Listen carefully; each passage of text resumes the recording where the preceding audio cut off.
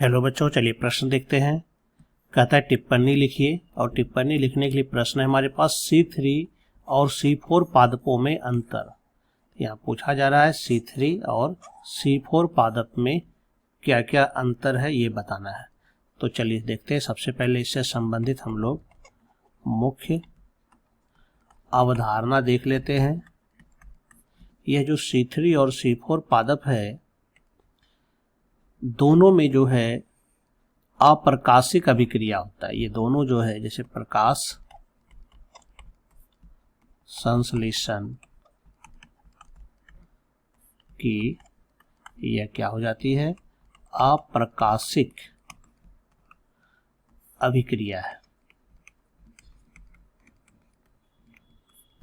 जिसका मुख्य उद्देश्य यही होता है कि CO2 का जो स्थिरीकरण है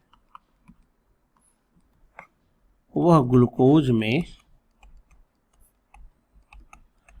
हो जाए।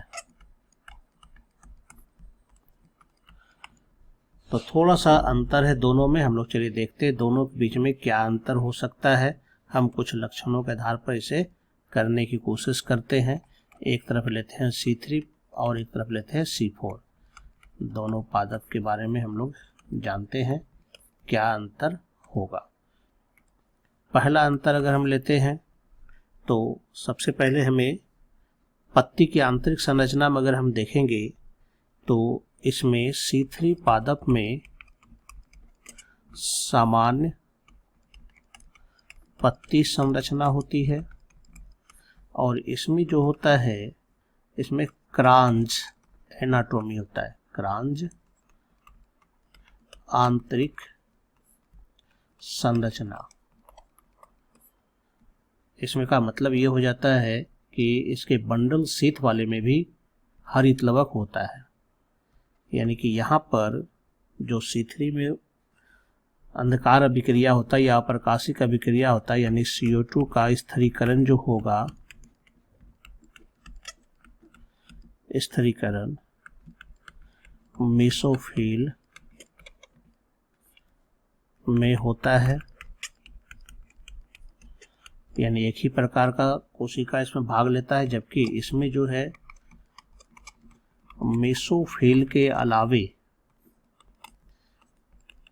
बंडल शीथ की कोशिका में भी यह होता है।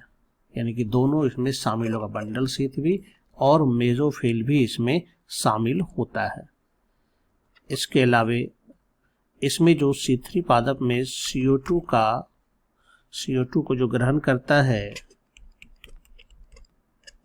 CO2 को जो ग्रहण करता है उसका नाम होता है RUBP, राइबोलोज बाइफॉस्फेट।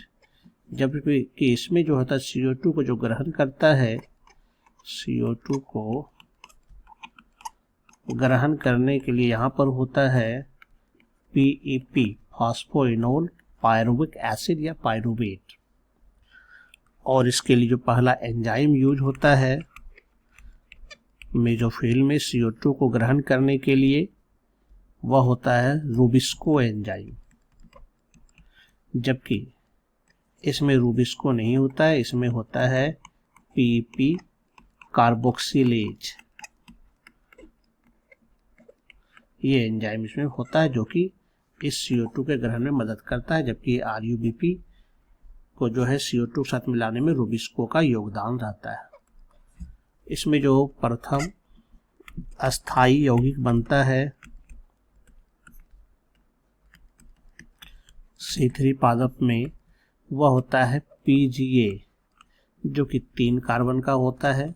और जबकि इसमें जो होता है, इसमें तो ऑक्जेलो एसिटिक अम्ल जो कि 4 कार्बन का होता है। तो दोनों में अस्थाई यौगिक में भी अंतर होता है। इसके अलावे अगर हम प्रकाश श्वसन की बात करें तो C3 में प्रकाश श्वसन हो पाता है, प्रकाश श्वसन इसमें होता है, जबकि इसमें जो है प्रकाश श्वसन नहीं होता है। इसी की व्यवस्था के लिए इसके पास जो है मेसोफिल में रूबिस्को नहीं होता है, रूबिस्को बंडल शीथ में होता है। इसमें कह सकते हैं सिर्फ C3 चक्र होता है, और इसमें जो है C4 के बाद C3 चक्र दोनों इसमें होता है C4 पादप में। और भी अंतर देखेंगे अगर हम, तो C3 पादप के लिए जो तापमान चाहिए वो 20 से 25 डिग्री सेंटीग्रेड तापमान इसके लिए सर्वोत्तम होता है, और इसके लिए जो है 30 से 45 डिग्री सेंटीग्रेड उत्तम होता है। यहाँ भी इसमें C4 पादप में होगा। तो इस तरह से C3 पादप और C4 पादप में यह प्रमुख अंतर है। आशा करता हूँ आप समझ गए होंगे। धन्यवाद।